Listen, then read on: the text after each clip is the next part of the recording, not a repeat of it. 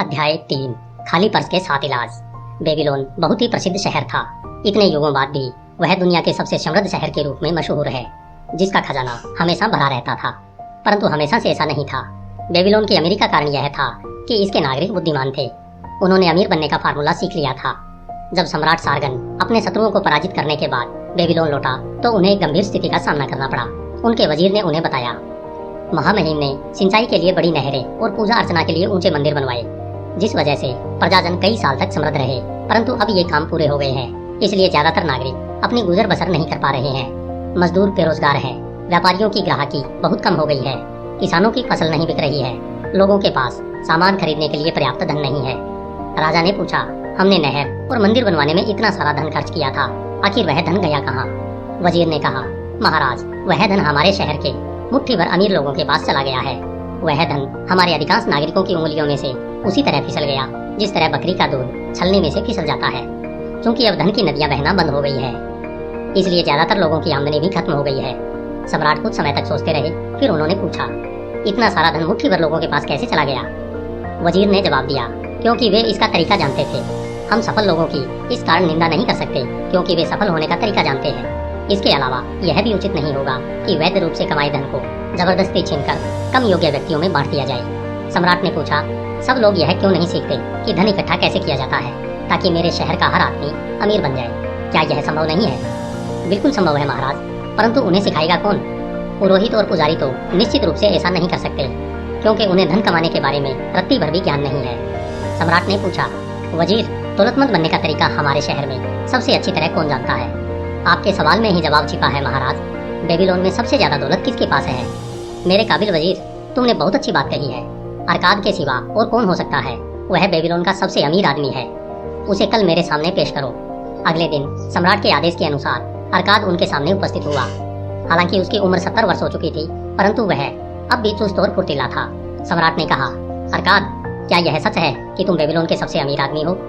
लोग ऐसा कहते हैं महामहिम, और कोई भी इसका विरोध नहीं करता। तुम इतने दौलतमंद कैसे बने?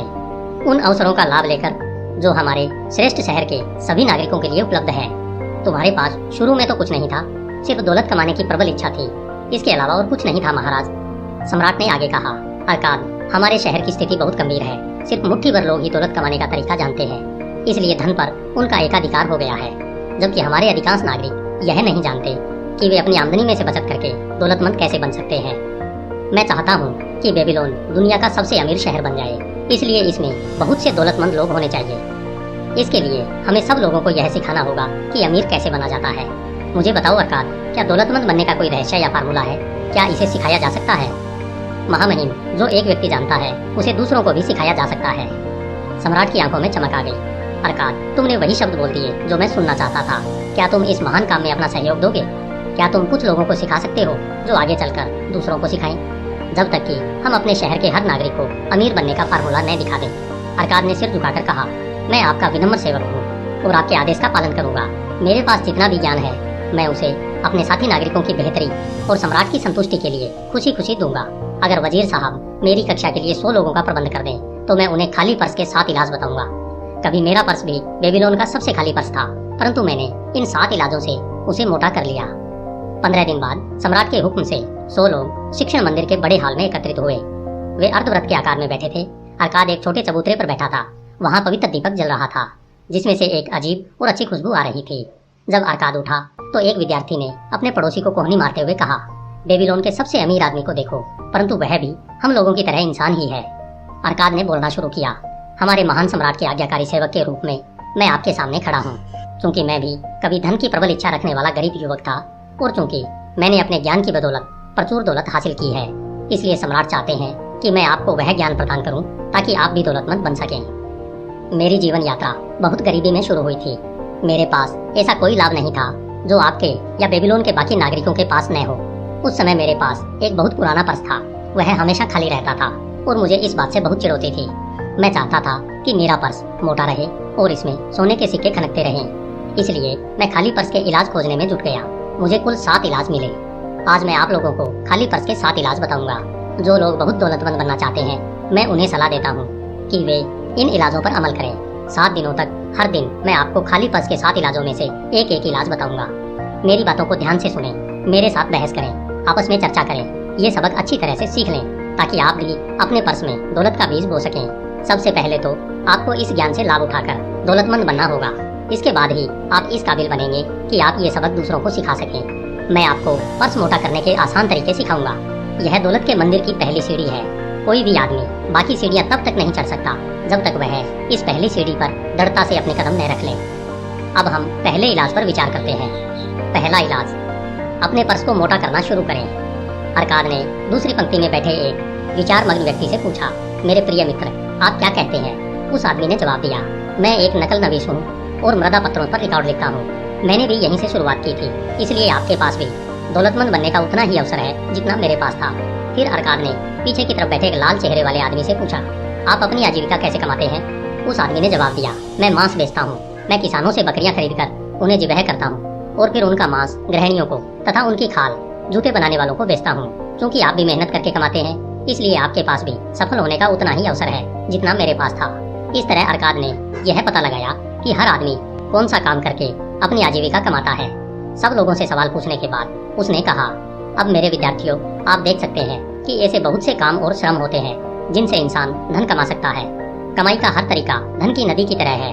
काम करने वाला अपनी मेहनत से उस नदी का रुख अपने पर्स की तरफ मोड़ लेता है। इसलिए आपके पर्स में आपकी योग्यता के अनुसार धन की छोटी या बड़ी धारा बहती है। क्या यह सच नहीं है? सब लोगों ने कहा कि यह सच है। अरकाद ने कहा, अगर आप दौलतमंद बनना चाहते हैं तो क्या यह समझदारीपूर्ण नहीं है कि आप दौलत के उस स्रोत का उपयोग करना शुरू करें जिसे आपने पहले से स्थापित कर रखा है? इस पर भी वे सहमत हो गए। फिर अरकाद अंडों के एक गरीब व्यापारी की ओर मुड़ा। अरकाद ने उनसे पूछा, अगर आप किसी डलिया में हर सुबह 10 अंडे रखें और हर शाम को उनमें से 9 अंडे निकालें तो कुछ समय बाद क्या होगा? कुछ समय बाद वह डलिया पूरी भर जाएगी। क्यों? क्योंकि मैं हर दिन उसमें जितने अंडे डालता हूँ उससे एक अंडा कम निकालता हूँ। अरकाद मुस्कुराते हुए कक्षा की ओर मुड़े। क्या आप में से किसी का पर्स खाली है? वे लोग पहले तो खिसियाकर हंसे, फिर उन्होंने मजाक में अपने खाली पर्स लहराकर अरकाद को दिखाए। अरकाद आगे बोला, ठीक है, अब मैं आपको खाली पर्स का पहला इलाज बताता हूँ। आप वही करें जिसका सुझाव मैंने अंडे के व्यापारी को दिया था। अपने पर्स में डाले गए 10 सिक्कों में से सिर्फ 9 सिक्के बाहर निकालें। जब आप अपनी सिर्फ 90% आमदनी को ही खर्च करेंगे तो जल्दी ही आपका पर्स मोटा होने लगेगा। पर्स भारी होने से आपको अच्छा लगेगा और आपके कलेजे को ठंडक पहुंचेगी। यह सबक बहुत ही साधारण लगता है, परंतु साधारण होने के कारण मेरी कही बात को हल्केपन से न लें। सत्य हमेशा साधारण होता है। मैं आपको बताऊंगा कि मैंने दौलत कैसे इकट्ठी की। मैंने भी इसी तरह शुरुआत की थी। पहले मेरा पर्स भी हमेशा खाली रहता था और मैं इसे कोसा करता था, क्योंकि इसमें मेरी इच्छाओं को संतुष्ट करने के लिए धन नहीं रहता था। इसलिए जब मैंने अपने पर्स में 10 सिक्के डालकर सिर्फ 9 सिक्के बाहर निकालना शुरू किया तो यह भारी होने लगा। इस उपाय पर चलने से आपका पर्स भी भारी हो जाएगा। अब मैं आपको एक विचित्र सत्य सुनाता हूँ जिसका कारण मैं नहीं जानता हूँ। जब मैंने खर्च के लिए सिर्फ 90% आमदनी रखी तब भी मेरा खर्च उतनी ही अच्छी तरह से चलता रहा। मैं पहले जितनी कड़की में रहता था लगभग उतनी ही कड़की में रहा। इसके अलावा कुछ समय बाद धन मेरे पास पहले से ज्यादा आसानी से आने लगा। निश्चित रूप से यह देवताओं का नियम है कि जो व्यक्ति अपनी आमदनी का एक निश्चित हिस्सा बचा कर रखता है और उसे खर्च नहीं करता है उसके पास धन ज्यादा आसानी से आता है। इसी तरह यह भी सही है कि धन खाली पर्स वाले पर मेहरबान नहीं होता है। आप किस चीज को पाने के ज्यादा इच्छुक हैं? क्या आपके लिए रोजमर्रा की तत्कालिक इच्छाओं की संतुष्टि ज्यादा महत्वपूर्ण है? आभूषण, वस्त्र, सजावट की चीजें, बेहतरीन व्यंजन, ये चीजें जल्दी ही चली जाती हैं और भुला दी जाती है। या फिर आपके लिए दूरगामी इच्छाएं ज्यादा महत्वपूर्ण है? विशाल जायदाद, स्वर्ण, भूमि, मवेशी, व्यापार, आमदनी देने वाले निवेश। आप अपने पर्स में से जो सिक्के निकालते हैं उनसे आपकी तात्कालिक इच्छाएं पूरी होती है। आप अपने पर्स में जो सिक्के बचाते हैं उनसे आपकी दूरगामी इच्छाएं पूरी होती है। मेरे विद्यार्थियों, यह खाली पर्स का पहला इलाज था जिसे मैंने खोजा था। मैं पर्स में 10 सिक्के डालता था और उनमें से सिर्फ 9 सिक्के खर्च करता था। आप लोग इस पर आपस में विचार करें और अगर किसी को इसमें कोई गड़बड़ नजर आए तो वह कल मुझे बता दे। दूसरा इलाज, खर्च को नियंत्रित करें। अरकाद ने दूसरे दिन अपने विद्यार्थियों को संबोधित करते हुए कहा, आप में से कुछ लोगों ने मुझसे यह पूछा है, जब कोई अपनी पूरी आमदनी में अपना खर्च नहीं चला पाता है तो वह अपने पर्स में डाले गए 10 सिक्कों में से एक सिक्का कैसे बचा सकता है? कल आप में से कितनों के पर्स खाली थे? सबने जवाब दिया, हम सबके। परंतु आपकी आमदनी समान नहीं है। कुछ लोग दूसरों से ज्यादा कमाते हैं, कुछ का परिवार ज्यादा बड़ा है, इसलिए उनका पालन पोषण करने में वे ज्यादा खर्च करते हैं। परंतु आमदनी और खर्च अलग अलग होने के बावजूद आप सबके पास एक जैसे यानी खाली थे। अब मैं आपको इंसानों के बारे में एक असामान्य सच्चाई बताऊंगा। वह सच्चाई यह है, हमारे आवश्यक खर्च हमेशा हमारी आमदनी के अनुपात में बढ़ते रहेंगे। जब तक कि हम इन्हें रोकने की कोशिश न करें। आवश्यक खर्च और इसकी इच्छाओं के बीच के फर्क को नजरअंदाज न करें। आपकी आमदनी से आपकी जितनी इच्छाएं संतुष्ट हो सकती है, आपकी और आपके परिवार की इच्छाएं उससे कहीं ज्यादा होती है। उन इच्छाओं की संतुष्टि के लिए आमदनी कम पड़ जाती है और बहुत सी इच्छाएं ऐसी रह जाती है जो संतुष्ट नहीं हो पाती। सभी लोगों के पास उससे ज्यादा इच्छाएं होती हैं जितनी वे संतुष्ट कर सकते हैं। आप सोचते होंगे कि मैं अपनी दौलत के कारण अपनी हर इच्छा पूरी कर सकता हूँ। यह संभव नहीं है। मेरे समय की सीमा है, मेरी शक्ति की सीमा है। मैं जितनी यात्रा कर सकता हूँ उसकी दूरी की सीमा है। मैं जो खा सकता हूँ उसकी भी सीमा है। मैं जितने उत्साह से आनंद ले सकता हूँ उसकी भी सीमा है। किसान खेत में जहाँ भी खाली जगह छोड़ता है वहाँ पर खरपतवार उगाती है। उसी तरह जहाँ भी इच्छाओं के संतुष्ट होने की संभावना होती है वहाँ इंसानों के मन में इच्छाएं पैदा हो जाती है। इच्छाएं असीमित होती हैं, परंतु जिन इच्छाओं को आप पूरा कर सकते हैं वे सीमित होती है। अपनी जीवन शैली और खर्च की आदतों के बारे में अच्छी तरह सोचें। ऐसा करने पर आपको कुछ ऐसे खर्च जरूर मिलेंगे जिन्हें कम या खत्म किया जा सकता है। यह लक्ष्य बना लें कि आप जो भी सिक्का खर्च करें उसके बदले में आपको 100% संतुष्टि मिले। इसलिए आप जिन चीजों के लिए खर्च करना चाहते हो उन्हें लिख लें। सिर्फ आवश्यक चीजों को चुनें। इसके अलावा सिर्फ उन्हीं चीजों को चुनें जो आपकी 90% आमदनी में संभव हो। बाकी उन चीजों को हटा दें और उन्हें अपनी असीमित इच्छा का हिस्सा मान लें जो संतुष्ट नहीं होंगी। उनका अफसोस न करें। फिर अपने आवश्यक खर्च का बजट बना लें। उस 10वें हिस्से को छुएं भी नहीं जो आपके पर्स को मोटा कर रहा है। इसे अपनी प्रबल इच्छा बना लें जो संतुष्ट हो सकती है। अपने बजट पर मेहनत करते रहें और इसमें फेरबदल करते रहें। अपने पर्स को मोटा बनाए रखने की दिशा में बजट को अपना पहला सलाहकार बनाएं। इस पर लाल और सुनहरे वस्त्र वाले एक आदमी ने खड़े होकर कहा, मैं एक स्वतंत्र व्यक्ति हूँ। मैं मानता हूँ कि मुझे जिंदगी की अच्छी चीजों का आनंद लेने का हक है। इसलिए मैं बजट की गुलामी का विरोध करता हूँ जो यह तय करता है कि मैं कितना खर्च कर सकता हूँ और किन चीजों के लिए कर सकता हूँ। मैं महसूस करता हूँ कि इससे मेरी जिंदगी का आनंद कम हो जाएगा और मैं बोझ उठाने वाले खच्चर की तरह बन जाऊंगा। इस पर अरकाद ने जवाब दिया, मेरे मित्र, आपका बजट कौन बनाएगा? उस आदमी ने कहा, मैं खुद। मान लें कि कोई खच्चर अपने बोझ का बजट बनाए तो वह इसमें क्या शामिल करेगा? क्या वह इसमें रत्न, कालीन और सोने की भरी सिल्लियां शामिल करेगा? बिल्कुल नहीं। वह इन कीमती चीजों को अपने बोझ में शामिल नहीं करेगा। इसके बजाय वह उस बोझ में घास, अनाज और रेगिस्तान के लिए पानी की मशक रखेगा। बजट का उद्देश्य यह है कि आपका पर्स मोटा बने। बजट आपकी आवश्यकताओं को संतुष्ट करने में आपकी मदद करता है। आवश्यकताओं के अलावा यह आपकी कुछ इच्छाओं को पूरा करने के लिए भी मदद करता है। बजट द्वारा आप साधारण इच्छाओं से अपनी सबसे प्रबल इच्छाओं की रक्षा करते हैं ताकि वे पूरी हो सकें। आपका बजट अंधेरी गुफा में चमकीली मशाल की तरह आपको दिखता है कि आपके पर्स में कहाँ छेद हो रहे हैं। यह उन छेदों को सीलने में आपकी मदद करता है। बजट आपके खर्च को इस तरह से नियंत्रित करता है ताकि आप सिर्फ सुनिश्चित और संतुष्टिदायक उद्देश्यों के लिए ही खर्च करें। खाली पर्स का यह दूसरा इलाज है। अपने खर्च का बजट बना लें ताकि आपके पास अपनी आवश्यकताओं को पूरा करने के लिए पैसे रहें और आप 90% आमदनी में ही अपनी बाकी महत्वपूर्ण इच्छाओं का आनंद ले सकें तथा उन्हें संतुष्ट कर सकें। तीसरा इलाज, अपने धन को कई गुना बढ़ाएं। अरकाद ने तीसरे दिन अपनी कक्षा को संबोधित करते हुए कहा, जब आप देखेंगे कि आपका खाली पर्स मोटा होता जा रहा है, और ऐसा जरूर होगा क्योंकि आप खुद को अनुशासित कर चुके हैं। अब आप अपनी आमदनी का 10वां हिस्सा बचाने लगे हैं। आपने अपने खर्च को नियंत्रित कर लिया है ताकि आपके बढ़ते हुए खजाने की रक्षा हो सके। इसके बाद हम इस बात पर विचार करेंगे कि आप अपनी बचत से कैसे मेहनत करवा सकते हैं और इसे कैसे बढ़ा सकते हैं। पर्स में रखा धन कंजूस आदमी को संतुष्ट करता है, लेकिन इससे आमदनी नहीं बढ़ती है। अपनी आमदनी में से धन बचाना तो सिर्फ शुरुआत है। उस बचत से जो आमदनी होगी उसी से हम दौलतमंद बनेंगे। हम अपने धन या बचत से मेहनत कैसे करवा सकते हैं? निवेश करके। मेरा पहला निवेश दुर्भाग्यपूर्ण था और उसमें मेरी सारी बचत डूब गई थी। वह कहानी मैं आपको बाद में बताऊंगा। मैंने अपना पहला लाभकारी निवेश तब किया जब मैंने ढाल बनाने वाले अकबर को कर्ज दिया। वह ढाल बनाने के लिए हर साल समुद्र पार से बहुत सारा कांसा खरीदता था। क्योंकि इतना कांसा खरीदने के लिए उसके पास पर्याप्त पूंजी नहीं थी, इसलिए वह उन लोगों से उधार ले लेता था जिनके पास अतिरिक्त धन होता था। अकबर एक सम्मानित और भरोसेमंद व्यक्ति था। जब उसकी ढालें बिक जाती थी तो वह अपना कर्ज तो चुकाता ही था, उस पर उदारता से ब्याज भी देता था। उसे दूसरा कर्ज देते समय मैं उसके चुकाए गए ब्याज को भी कर्ज में जोड़ देता था। इस तरह से न सिर्फ मेरी पूंजी बढ़ती थी बल्कि मेरी आमदनी भी बढ़ जाती थी। जब मेरी पूंजी सूद समेत मेरे पर्स में लौटती थी तो मुझे बहुत संतुष्टि मिलती थी। मेरे विद्यार्थियों, मैं आपको बताता हूँ, दौलत पर्स में खनखना रहे सिक्कों से नहीं बनती है। दौलत तो निवेश से प्राप्त आमदनी से बनती है। दौलत का अर्थ धन की वह धारा है जो लगातार पर्स में बहकर आती है और उसे हमेशा मोटा करती रहती है। हर इंसान यही तो चाहता है। आप में से हर एक की भी यही इच्छा तो है कि आपके पर्स में आमदनी लगातार आती रहे, भले ही आप मेहनत करें या कहीं सैर सपाटे पर चले जाएं। मेरी आमदनी बहुत ज्यादा है, इतनी ज्यादा कि मुझे बहुत अमीर आदमी कहा जाता है। अकबर को मैंने जो कर्ज दिया था वह लाभकारी निवेश के क्षेत्र में मेरा पहला प्रशिक्षण था। इस अनुभव से मुझे जो ज्ञान हासिल हुआ वह मेरे बहुत काम आया। मेरी जमा पूंजी बढ़ने पर मैंने दूसरों को भी कर्ज दिया और लगातार निवेश करता रहा। पहले तो कुछ जगहों से और बाद में बहुत सी जगहों से मेरे पर्स में धन की सुनहरी धाराएं बहकर आने लगी, जिनका मैं अपनी सूझबूझ से मनचाहा प्रयोग कर सकता था। देखिए, अपनी छोटी सी आमदनी से मैंने सुनहरे सेवकों की सेना तैयार कर ली, जिनमें से हर सिक्का या सैनिक मेरे लिए काम करता था और धन कमाता था। उन्हीं की तरह उनकी संतानें भी मेरे लिए काम करती थी और फिर उनकी संतानें, जब तक कि उनके संयुक्त प्रयासों से मुझे काफी आमदनी नहीं होने लगी। जब आमदनी अच्छी हो तो धन तेजी से बढ़ता है, जैसा आप इस उदाहरण में देखेंगे।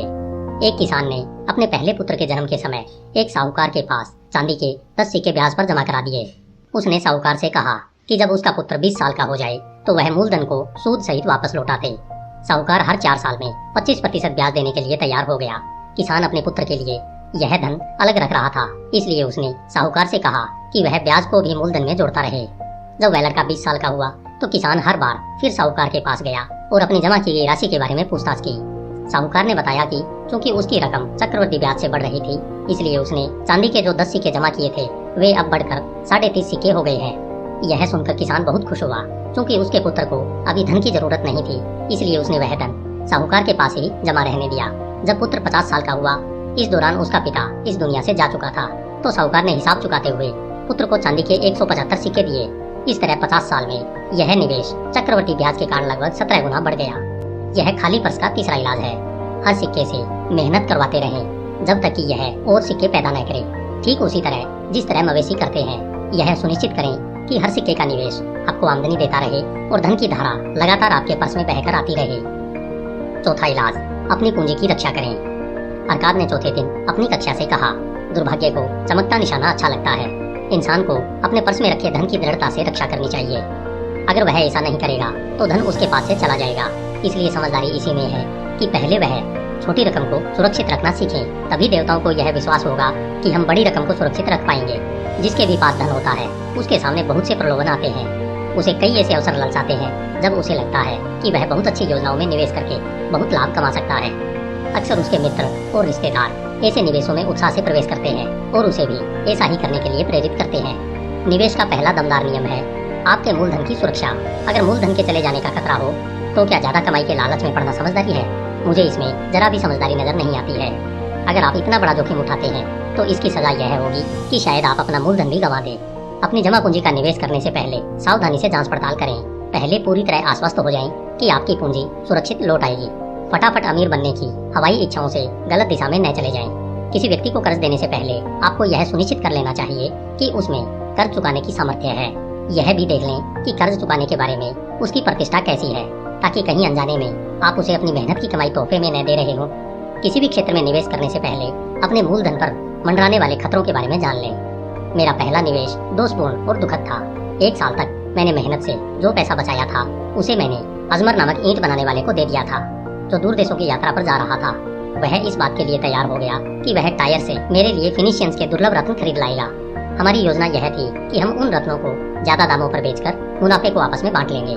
फिनिशियन बदमाश थे और उन्होंने अजमर को रत्नों के बजाय कांच के टुकड़े पकड़ा दिए। मेरी पूरी जमा पूंजी चली गई थी। आज मेरे पास इतना ज्ञान आ चुका है कि मैं तत्काल समझ लूंगा कि रत्न खरीदने के लिए ईंट बनाने वाले पर भरोसा करना मूर्खता है। मैं अपने अनुभवों की समझदारी से आपको यह सलाह देना चाहता हूँ, अति आत्मविश्वास में आकर अपनी पूंजी का ऐसी जगह पर निवेश न करें जहाँ उसके डूबने का खतरा हो। बेहतर यह है कि आप धन के प्रबंधन में अनुभवी लोगों की समझदारी भरी सलाह लें। इस तरह की सलाह मांगने पर मुफ्त मिल जाती है। हो सकता है यह सलाह उतनी ही मूल्यवान साबित हो जितनी रकम का आप निवेश करने जा रहे हैं। सच तो यह है कि अगर यह सलाह आपकी पूंजी को डूबने से बचाती है तो यह आपकी पूंजी जितनी ही मूल्यवान होती है। यह खाली पर्स का चौथा इलाज है। यह इलाज बहुत महत्वपूर्ण है क्योंकि पर्स के भर जाने के बाद यह उसे खाली होने से बचाता है। अपने जमा पूंजी को नुकसान से बचाएं। सिर्फ वही निवेश करें जहां आपका मूलधन सुरक्षित रहे, जहां आप जब चाहें उसे दोबारा वापस पा सकें और जहां आपको उचित ब्याज लगातार मिलता रहे। बुद्धिमान लोगों से सलाह लें। धन के लाभकारी प्रबंधन में अनुभवी लोगों से सलाह लें। असुरक्षित निवेशों से अपने धन की बुद्धिमत्ता पूर्वक रक्षा करें। 5वां इलाज, अपने घर को लाभकारी निवेश बनाएं। अरकाद ने अपनी कक्षा को 5वां सबक सिखाते हुए कहा, इंसान अपनी कमाई का 10वां हिस्सा इसलिए अलग रखता है ताकि वह भविष्य में जीवन का आनंद ले सके। बहरहाल अगर वह अपनी आमदनी के बचे हुए 9 हिस्सों में से कुछ बचा सके और उसका लाभकारी निवेश कर सके तो उसका खजाना ज्यादा तेजी से बढ़ेगा। बेबीलोन के बहुत से लोग अपने परिवारों के साथ किराए के मकानों में रहते हैं। हालांकि उनके आसपास का माहौल अच्छा नहीं रहता है। वे हर महीने किराए के रूप में मकान मालिक को बहुत सा धन देते हैं। अक्सर उनके मकानों में बाग बगीचे के लिए जगह नहीं होती है। उनकी पत्नियां पेड़ पौधे नहीं लगा पाती है जिनसे हर औरत को खुशी मिलती है। उन मकानों में बच्चों के खेलने के लिए कोई जगह नहीं होती है, इसलिए वे गंदी गलियों में खेलते रहते हैं। किसी भी व्यक्ति का परिवार तब तक पूरी जिंदगी का आनंद नहीं ले सकता जब तक कि उसके मकान में इतनी जगह न हो कि उसके बच्चे साफ सुथरी धरती पर खेल सकें और उसकी पत्नी न सिर्फ सुंदर फूल उगा सकें बल्कि परिवार को खिलाने के लिए अच्छी सब्जियां भी उगा सकें। अपने पेड़ों के अंजीर और अंगूर खाकर हर इंसान खुश होता है। अपने घर का स्वामी बनने में उसे करों का एहसास होता है। इससे उसका आत्मविश्वास बढ़ता है और वह अपने सभी प्रयासों में ज्यादा मेहनत करता है। इसलिए मैं यह सलाह देता हूँ कि हर आदमी के पास अपना खुद का मकान होना चाहिए जिसमें वह और उसका परिवार रह सके। अपने घर का मालिक बनना कोई खास मुश्किल काम नहीं है। जिस व्यक्ति में भी इच्छा शक्ति हो वह ऐसा कर सकता है। हमारे महान सम्राट ने बेबीलोन की दीवारों को इतनी दूर तक फैला लिया है कि इसके भीतर बहुत सी खाली जमीन पड़ी है जिसे बहुत उचित कीमत पर खरीदा जा सकता है। मेरे विद्यार्थियों, मैं आप लोगों से यह भी कहता हूँ कि साहूकार खुशी खुशी उन लोगों को उधार दे देते हैं जो अपने परिवार के लिए जमीन और मकान खरीदना चाहते हैं। इस नेक काम के लिए आपको रकम आसानी से उधार मिल जाएगी। आप ईंट बनाने वाले और मकान बनाने वाले को पैसे देने के लिए उधार ले सकते हैं, बशर्ते आप अपनी तरफ से भी थोड़ी सी जमा पूंजी लगाएं और यह विश्वास दिला दें कि आप कर्ज चुका सकते हैं। तब आपको सच्ची खुशी का एहसास होगा, क्योंकि आप एक बहुत मूल्यवान जायदाद के स्वामी बन जाएंगे और उस पर आपका इकलौता खर्च यह होगा कि आपको सम्राट को टैक्स देना होगा। इसके अलावा आपकी पत्नी आपके कपड़े धोने के लिए ज्यादा बार नदी तक जाएंगी ताकि हर बार लौटते समय वह पौधों में डालने के लिए एक मशक पानी ले सके। इस तरह गृह स्वामी बनने वाले व्यक्ति को बहुत से लाभ होते हैं। इससे उसका खर्च भी बहुत कम हो जाता है। इससे उसकी आमदनी का अधिक हिस्सा उसकी इच्छाओं की संतुष्टि तथा आनंद के लिए उपलब्ध होता है। यह खाली पर्स का 5वां इलाज है। अपने घर के मालिक बने। 6वां इलाज, भावी आमदनी सुनिश्चित करें। अरकाद ने अपनी कक्षा को 6वें दिन संबोधित करते हुए कहा, हर व्यक्ति की जिंदगी बचपन से बुढ़ापे की तरफ चलती है। यह जिंदगी का मार्ग है और इस पर हर एक को चलना पड़ता है जब तक कि देवता उसे असमय ही अपने पास न बुला ले। इसलिए मैं आपसे कहता हूँ कि इंसान को अपने भविष्य या बुढ़ापे के लिए उचित आमदनी की व्यवस्था कर लेना चाहिए। इसके अलावा उसे इस बात की भी व्यवस्था कर लेना चाहिए कि अगर वह इस दुनिया में न रहे तो भी उसके परिवार को सहारा तथा आराम मिलता रहे। आज का सबक आपको सिखाएगा कि बुढ़ापे में भी आपका पर्स कैसे भरा रह सकता है। धन के नियमों के ज्ञान से जो व्यक्ति धन इकट्ठा कर लेता है उसे अपने भविष्य के बारे में विचार करना चाहिए। उसे कुछ ऐसे निवेशों की योजना बनाना चाहिए जो कई साल तक सुरक्षित रूप से बढ़ते रहें और जरूरत के समय काम आए, जिसकी उसने समझदारी से पहले ही कल्पना कर ली थी। इंसान कई तरीकों से अपने भविष्य के लिए धन को सुरक्षित रख सकता है। वह अपने खजाने को किसी गुप्त जगह पर जमीन में गाड़ सकता है, परंतु चाहे खजाने को कितनी भी चतुराई से छुपाया गया हो, अंत में चोर उसे लूट कर ले जाएंगे। इस वजह से मैं इस योजना की सलाह नहीं देता हूँ। भविष्य के लिए धन सुरक्षित रखने के उद्देश्य से इंसान घर या जमीन खरीद सकता है। अगर समझदारी से घर या जमीन को चुना जाए ताकि भविष्य में भी उसकी उपयोगिता तथा मूल्य में वृद्धि हो, तो ऐसा करना लाभकारी है। भविष्य में इस जायदाद को बेचकर अपने लक्ष्य को हासिल किया जा सकता है। इसके अलावा इंसान नियमित रूप से साहूकार के पास छोटी छोटी राशियां जमा करके अपने धन को बढ़ा सकता है। साहूकार द्वारा दिया जाने वाला ब्याज जब मूलधन में जुड़ जाएगा तो धनराशि बहुत बढ़ जाएगी। मैं आसन नाम के मोची को जानता हूँ। कुछ समय पहले उसने मुझे बताया था कि 8 साल से हर सप्ताह वह साहूकार के पास चांदी के 2 सिक्के जमा कर रहा है। साहूकार ने उसे हाल ही में उसका हिसाब बताया, जिसे सुनकर वह बहुत खुश हुआ। उसने जो छोटी छोटी राशियां जमा की थी वे हर 4 साल में 25% ब्याज की आम दर से बढ़कर अब चांदी के 1040 सिक्कों में बदल गई है। मैंने खुश होकर उसे आगे भी बचत करने के लिए प्रोत्साहित किया। अपने अंकों के ज्ञान से मैंने उसे बताया कि अगर वह 12 साल तक हर हफ्ते चांदी के 2 सिक्के जमा करता रहेगा तो साहूकार उसे चांदी के 4000 सिक्के देगा और इतनी रकम उसकी पूरी जिंदगी के खर्च के लिए पर्याप्त होगी। जब नियमित रूप से जमा करने पर छोटी राशि इतने लाभकारी परिणाम देती है तो किसी व्यक्ति का व्यवसाय या निवेश कितना ही समृद्ध हो, उसे यह व्यवस्था कर लेना चाहिए कि उसके बुढ़ापे और परिवार की रक्षा के लिए पर्याप्त दौलत हो। मेरी इच्छा होती है कि मैं इसके बारे में और भी कुछ कहूँ। मेरा यह विश्वास है कि किसी दिन समझदारी से सोचने वाले लोग मौत के खिलाफ परिवार को सुरक्षित रखने की योजनाएं बनाएंगे। इस योजना में बहुत से लोग नियमित रूप से छोटी सी राशि जमा करेंगे और उस जमा राशि से एक अच्छी रकम मृत सदस्य के परिवार को दी जाएगी। मैं चाहता हूँ कि ऐसा हो और मैं ऐसा करने की प्रबल सलाह देता हूँ, परंतु आज यह संभव नहीं है क्योंकि यह काम किसी इंसान या पार्टनरशिप की जिंदगी तक सीमित नहीं है। इस तरह की योजना को सम्राट के सिंहासन की तरह स्थिर होना चाहिए। मुझे लगता है कि किसी दिन इस तरह की योजना बनेगी और यह बहुत से लोगों के लिए वरदान साबित होगी, क्योंकि सिर्फ पहले छोटे भुगतान के बाद ही व्यक्ति के मर जाने पर उसके परिवार के लिए दौलत की व्यवस्था हो जाएगी। परंतु क्योंकि हमारे समय में इस तरह की योजना नहीं है और हमारे जीवन काल में ऐसी योजना होगी भी नहीं, इसलिए हमें अपने संसाधनों का लाभ उठाकर अपने लक्ष्य को हासिल करने के दूसरे तरीके खोजना चाहिए। इसी वजह से मैं सब लोगों को सुझाव देता हूँ कि वे अच्छी तरह सोचकर समझदारीपूर्ण तरीकों से अपने बुढ़ापे के लिए धन की व्यवस्था कर लें, क्योंकि जब कोई आदमी कमा नहीं सके या जब परिवार का मुखिया चला जाए तो खाली पर्स बहुत दुख का कारण बन जाता है। तो खाली पर्स का छठवां इलाज है अपने बुढ़ापे और अपने परिवार की रक्षा के लिए पहले से ही व्यवस्था कर लें। सातवां इलाज, अपनी आमदनी की क्षमता बढ़ाएं। अरकाद ने 7वें दिन अपनी कक्षा को संबोधित करते हुए कहा, मेरे विद्यार्थियों, आज मैं आपको खाली पर्स का एक सटीक उपचार बताने जा रहा हूँ। परंतु आज मैं धन के बारे में नहीं बल्कि आपके बारे में बातें करूंगा, जो अलग अलग रंगों के कपड़ों में मेरे सामने बैठे हैं। मैं इंसान के दिमाग और जिंदगी की उन चीजों के बारे में बातें करूंगा जो उसकी सफलता के समर्थन या विरोध में काम करती है। कुछ समय पहले एक युवक मेरे पास उधार मांगने आया। जब मैंने उससे पूछा कि उसे इसकी जरूरत क्यों पड़ी, तो उसने जवाब दिया कि उसके खर्च उसकी आमदनी से ज्यादा है। इस पर मैंने उससे कहा कि ऐसी स्थिति में कोई भी साहूकार उसे कर्ज नहीं देगा जब तक कि उसके पास अतिरिक्त धन कमाने की क्षमता न हो जिससे वह अपना कर्ज चुका सके। मैंने उससे कहा, तुम्हें अपनी आमदनी बढ़ाना चाहिए। कमाने की अपनी क्षमता को बढ़ाने के लिए तुमने क्या किया है? युवक ने कहा, मैंने वह सब किया है जो मैं कर सकता हूँ। 2 महीनों में 6 बार मैंने अपने मालिक के पास जाकर अपनी तनख्वाह बढ़ाने का आग्रह किया, परंतु मुझे सफलता नहीं मिली। कोई भी व्यक्ति इससे ज्यादा बार यह अनुरोध नहीं कर सकता। हम उसके भोलेपन पर हंस सकते हैं, परंतु उस युवक में आमदनी को बढ़ाने के लिए आवश्यक एक महत्वपूर्ण गुण था। उसमें ज्यादा कमाने की प्रबल इच्छा थी, जो बहुत उचित और सराहनीय है। उपलब्धि से पहले उसकी इच्छा होना चाहिए। आपकी इच्छाएं प्रबल और निश्चित होनी चाहिए। सामान्य इच्छाएं सिर्फ कमजोर चाहत होती है। अगर किसी इंसान में सिर्फ अमीर बनने की चाहत है तो उससे कोई फायदा नहीं होगा, परंतु जिस व्यक्ति में 5 स्वर्ण मुद्राएं कमाने की इच्छा है, उसकी इच्छा निश्चित है और वह इसे पूरा कर सकता है। जब वह इसे हासिल करने के लिए लक्ष्य की शक्ति का प्रयोग करेगा और सफल हो जाएगा, तो अगली बार वह 10 स्वर्ण मुद्राएं कमाने के लिए उन्हीं तरीकों का प्रयोग कर सकता है, फिर 20 मुद्राओं के लिए और बाद में 1000 मुद्राओं के लिए, और देखते ही देखते वह अमीर बन जाएगा। अपनी एक निश्चित छोटी इच्छा को पूरी करना सीखकर उसने बड़ी इच्छा पूरी करने का प्रशिक्षण पा लिया है। इसी प्रक्रिया से दौलत हासिल की जाती है, पहले छोटी राशि फिर उससे बड़ी राशि, जब तक कि इंसान सीख कर ज्यादा सक्षम नहीं बन जाता। इच्छाएं आसान और निश्चित होना चाहिए। अगर वे बहुत ज्यादा या बहुत जटिल हो या ऐसी हो जिन्हें हासिल करने का प्रशिक्षण उस व्यक्ति के पास न हो, तो सफलता नहीं मिलती है। जब मनुष्य अपने काम में ज्यादा कुशल बनता है तो वह अपनी कमाने की क्षमता को भी बढ़ा लेता है। जब मैं गरीब नकल नवीस था तो हर दिन कुछ सिक्कों के बदले में मृदा पत्र लिखता था, तो मैंने देखा कि कुछ नकल नवीस मुझसे ज्यादा काम करते थे और इस कारण उन्हें मुझसे ज्यादा आमदनी होती थी।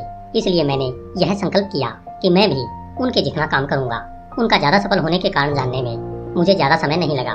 मैंने अपने काम में ज्यादा रुचि ली, एकाग्रता से काम किया, अपने प्रयास में ज्यादा लगन का प्रयोग किया, और देखते ही देखते मैं जितने मृदा पत्रों पर लिखता था, बहुत कम लोग उससे ज्यादा लिख सकते थे। जल्दी ही मुझे अपनी बढ़ी हुई क्षमता की वजह से पुरस्कार मिला। अपनी क्षमता बढ़वाने के लिए मुझे अपने मालिकों के पास 6 बार जाने की जरूरत भी नहीं पड़ी।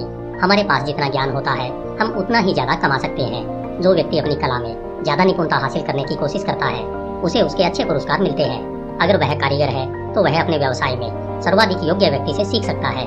अगर वह कानून या उपचार के क्षेत्र में मेहनत करता है तो वह अपने व्यवसाय के बाकी लोगों से विचार विमर्श कर सकता है या उनकी सलाह ले सकता है।